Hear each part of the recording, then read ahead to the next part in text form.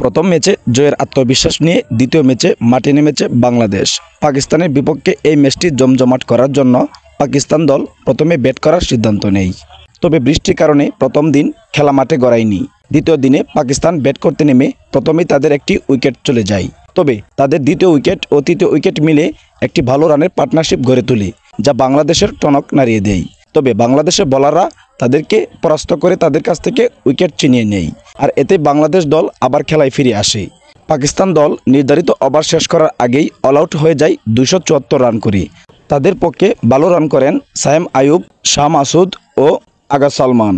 এই তিন ব্যাটারের রানের উপর ভর করেই পাকিস্তান দল নির্ধারিত ওভার শেষ করার আগেই 274 রানে অল আউট হয়ে যায়। তবে এদিকে বাংলাদেশের বোলাররা দুর্দান্ত বল করেছে, বিশেষ করে মেহেদী হাসান মিরাজ। তিনি একাই পাকিস্তানের ব্যাটিং লাইন আপ ধ্বংস করে দেয়। তিনি তুলে নেন মূল্যবান 5টি উইকেট। তার পাশাপাশি তাসকিন আহমেদ দুর্দান্ত খেলেছেন এবং সাকিব আল হাসান তার নিয়মিতভাবে উইকেট তুলে নিয়েছেন। সুপ্রিয় দর্শক, বাংলাদেশ কি পারবে পাকিস্তানকে হারিয়ে এই ম্যাচটিও জয়লাভ করতে? তবে এটি আশা করা যায় এই ম্যাচটিতে বাংলাদেশ দল জয়লাভ করতে পারবে, কেননা বর্তমানে বাংলাদেশের ব্যাটিং লাইন আপ খুবই শক্তিশালী। তবে একটি দুশ্চিন্তার বিষয় হচ্ছে বাংলাদেশের ফর্মে থাকা ব্যাটার মুশফিকুর রহিম ইনজুরির কারণে মাঠ থেকে ছিটকে যায়। যদি তিনি ইনজুরি থেকে না উঠে তাহলে বাংলাদেশের পক্ষে ভালো খেলা সম্ভব না। তবে আশা করা যাচ্ছে মুশফিকুর রহিম সুস্থ হয়ে উঠবে এবং বাংলাদেশের পক্ষে ভালো খেলবে।